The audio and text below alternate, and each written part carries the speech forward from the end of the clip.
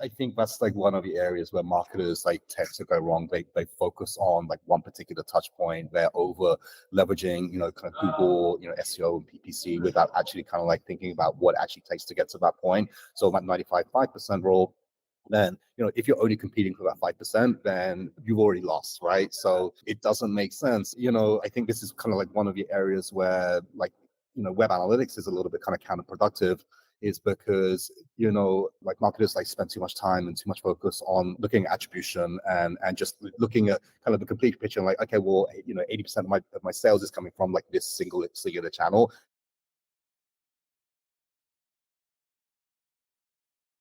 Welcome back, everyone. Here we are, episode 3. My goodness, doesn't time fly? We were just talking earlier about the huge wastage that there is currently in the marketplace. And I think we got quite a few emails and a few sort of messages after that initial post that went up with the recording. And people wanted to know a little bit more about that. So let's talk about that, Darren. If I just refresh everyone's memories, we talked about a report by Boston Consulting Group, BCG. Last year, they did a survey saying that over $2 trillion is wasted. It's a huge amount of money every year by B2B companies with old-fashioned sales and marketing techniques. Yeah. And we, in the last podcast, talked about the need for establishing relationships, building credibility, building trust, and how we're laying the foundations for something that's something bigger and better, and things weren't built overnight. And I think that you touched on some points after the podcast that might be worth just talking about. I think you've had experiences of that as well, haven't you? People trying to get things done. Yeah, so like you said, it's an incredible amount of money, but it doesn't surprise me because we see it like, every day. It's not just kind of like the old school, like, techniques of marketing, but it's just like kind of lack of patience and this kind of rush to generate revenue, a purchase, or something along those lines, rather than looking at the kind of the micro data and figuring out ways in which you can subtly build relationships and increase your brand recall and things like that. So again, it's one of the things I mentioned when we last spoke, which is, you look at like any kind of CTA online, and it's always like buy now, sign up now. It's just like kind of like that rush for like that end goal without like really kind of like thinking about, okay, what do we need to do in order to get to that point?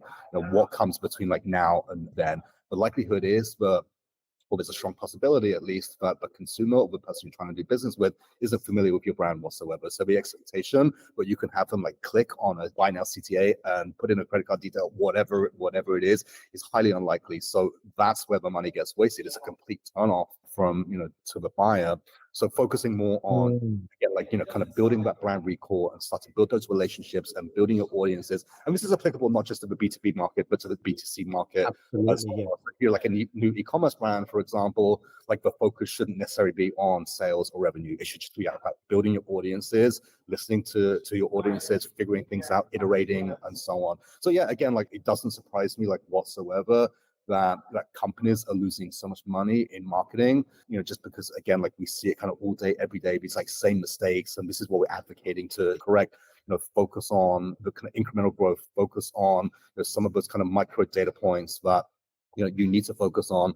If you do that well, you do that correctly, then the sales will come, the revenue will come, but don't kind of jump to that point right away. Fantastic. Well said. Yeah. And I think as well, within specifically the B2B space, there is a thing called the 95 rule, which I've been sort of talking about. It's done by LinkedIn, and it's where most of your buyers are not in play. Yep. So they are, companies don't buy a CRM system, as an example, every day of the week. They're going to buy something, once every 3 years maybe, or just buy one thing and stick with it. They buy Salesforce or HubSpot or whatever it might be. And it's the same with lots of other B2B software, B2B tech, whatever it might be. So they evaluate. So, in the old days, people used to just let's target the CFO because he or she is the person who signs off the check. Right. Well, guess what? Nowadays, there are buying committees in companies of certain sizes. I think it was, trying to remember, Acquire.io, I think is the name of the company. Don't quote me on this. But they said that from the initial touch point to the point where someone is actually doing a deal, it can be 408 days. That's over a year. Yep. So that means that their buying cycles are getting longer. Yep. There's more people involved in the buying chain, Yep. and it's just not what it used to be. What used to take 3 months now can take 6 to 9 months, or Yep. used to take 6 months is now taking well over 12 months. And that's just the way things are. Yeah. And the other thing is that vendors are often will choose, buyers will often choose 3 or 4 vendors. And again, we can share some of this data in the show notes, but they normally 70% go with the first person that they go with, because that company hopefully is nurturing them and everything. Not necessarily they'll win that deal, because there've been quite a few bits of data in terms of how to win deals back. But really important to understand that sometimes you are being asked to pitch for a piece of business where the buyer has already made a decision. So Yep. you're just part of the beauty parade. You're just making up those numbers. Yep. And for a lot of companies, they just don't get that. So Yep. just to touch on your first point about wastage, I always use the adage, and forgive me because I can't help myself, but everyone wants the six pack, but they're not willing to do the time in the gym. And it's not just about the gym. It's about this, about sleep. It's about diet, about Yep. nutrition, it's Yep. about the mindset, it's about all of these different things. So if you Yep. want to shift, if you want to do those things, it does take time. I think that's like one of the areas where marketers like tend to go wrong. They focus on like one particular touch point. They're over leveraging, kind of Google, SEO and PPC without actually kind of like thinking about what it actually takes to get to that point. So that 95.5% rule, then if you're only competing for that 5%, then you've already lost, right? So it doesn't make sense. I think this is kind of like one of the areas where like web analytics is a little bit kind of counterproductive, is because like marketers like spend too much time and too much focus on looking at attribution and just looking at kind of the complete picture and like, okay, well 80% of my sales is coming from like this singular channel. Let's like push all of our budget into that area without like doing the groundwork, like the getting up at 5 o'clock, to kind of further your analogy, getting up at 5 o'clock in the morning and doing a 10K run or whatever, like the hard stuff. And then 6 months later they start to kind of question like why their sales are not as good as what they hope to. They're looking at the data incorrectly, and I think that's one of the areas where we're really kind of looking to educate our clients on and look at things like much more broadly. 100%. And I had that very conversation with a creative director today, who was in an awkward situation where they wanted to launch some new creative pieces. When they went to the board, the kind of pay-per-click agency, if you like, for want of a better word, was actually saying, well, no, this is the data, this is Google Analytics data, Right. and this is the stuff that's going. But when you look at the attribution of that, what you're only looking at is last click analysis. Yep. This is maybe the click that got the conversion. What they're not looking at is what happened 6 weeks ago, 3 months ago. Yeah. It was the brand. It was the Yes. website doing the hard work. It was the creative execution.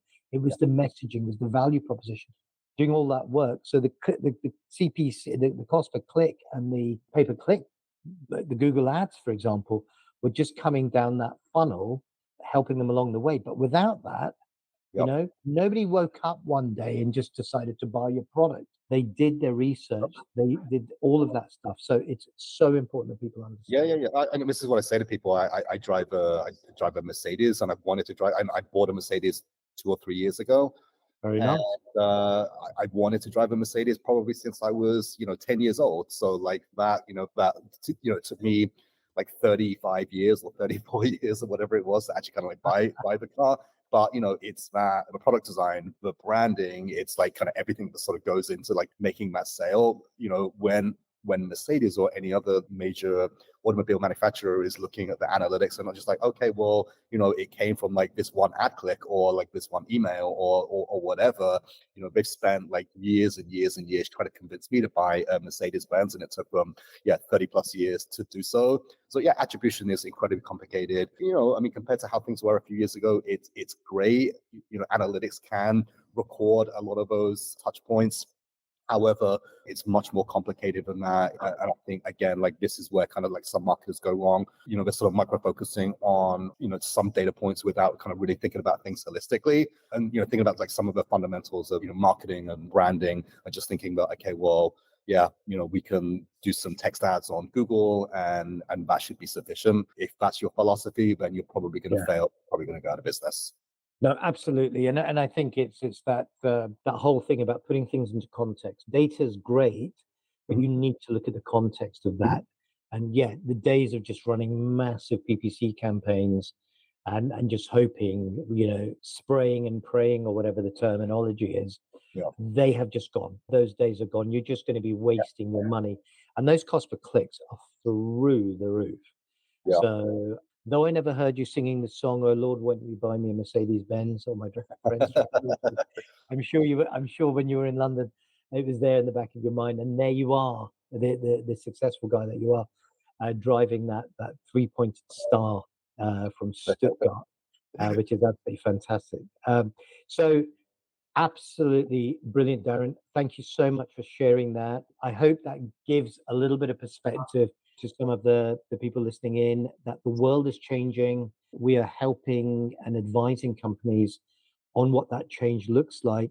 And if you want growth, you've got to think differently. Darren, thank you very much. Thanks everyone for tuning in. Tune in again, and we will come up with part 4 and 5 for you on the way. Thank you. Thanks everyone. Thanks so much. Bye-bye. Bye.